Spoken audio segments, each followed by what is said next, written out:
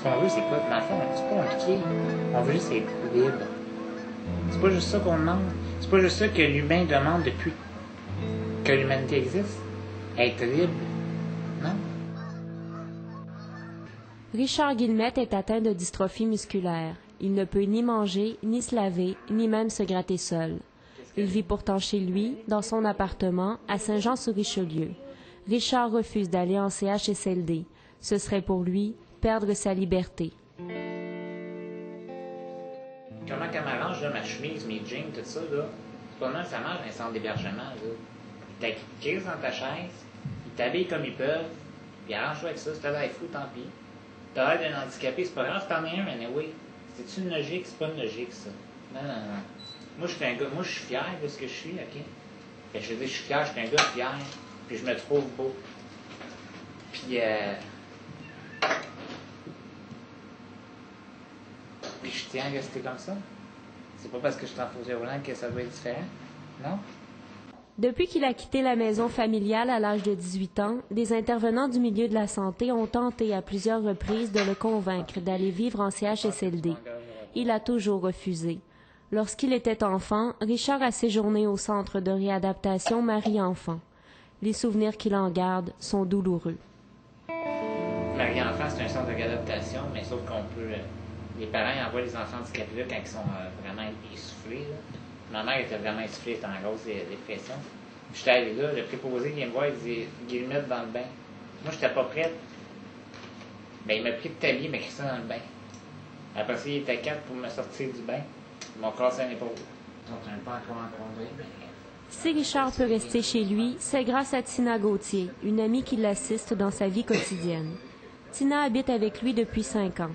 Avant elle, nombreux sont les aidants qui n'ont fait que passer.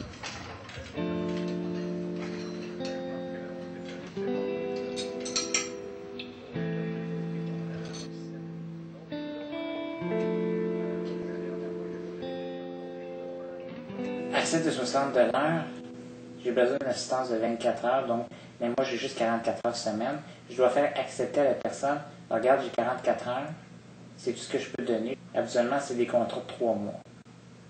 Sinon, ça fait 5 ans. Mais avant, j'ai toujours eu des contrats de 3, 6 mois. Bon, je n'ai vu, mon Dieu, je sais pas. Hey, peut-être 200, 300. Richard se sent mal à l'aise de ne pouvoir leur donner plus que le salaire minimum. Quand il voit ce que certains préposés doivent faire, il est révolté. Dans certains cas, il faut que les préposés, écoutez bien, attachez-vous comme il faut que les préposés, pas dans mon cas, mais dans certains cas, il faut que les préposés aident les bénéficiaires à déféquer. Ça veut dire rentrer le doigt dans l'anus, puis aller chercher les selles puis les sortir. C'est pas des farces, ça. Puis le temps de déféquer, là, à 7,60 $, aider quelqu'un à chier, Chris. Voyons. Tu sais, c'est comme à l'une. Voyons donc. Là, c'est du bon sens. Elle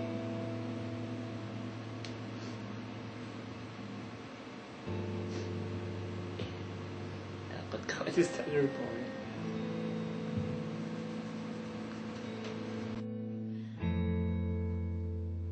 En mai dernier, Richard Guillemette a lancé une pétition demandant au ministère de la Santé de hausser le salaire des aidants à domicile à au moins 10,60 $.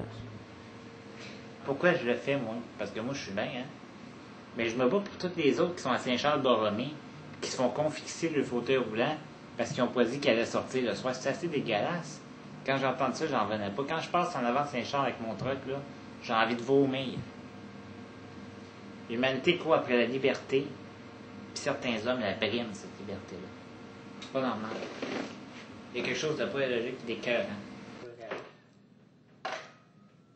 La maladie de Richard est dégénérative. Il ignore combien de temps il lui reste à vivre. Je vais mourir de cette maladie-là. En ce moment, je suis sur ma marge de crédit, là. Avant, quand j'étais plus jeune, on me disait 18 ans. On voit du 21, 22. Là, j'ai 32 ans, tu vois. Il investit le temps qui lui reste dans une bataille pour sa liberté et celle de son frère atteint de la même maladie qui vit lui aussi en appartement.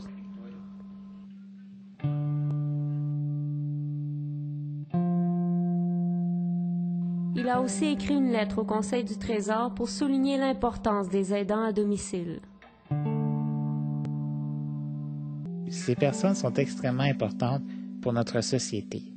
Elles font pour moi et pour mes frères des tâches essentielles à ma survie et à ma liberté. Grâce à elles, je peux prendre mon bain à tous les jours. En CHSLD, une seule fois par semaine me serait permise. Grâce à elles, je peux manger ce que je veux, quand je veux. En CHSLD, j'aurai un plateau orange et je devrais manger mon repas en 10 minutes. Ceci n'est qu'une infime partie des tâches qu'elles doivent réaliser.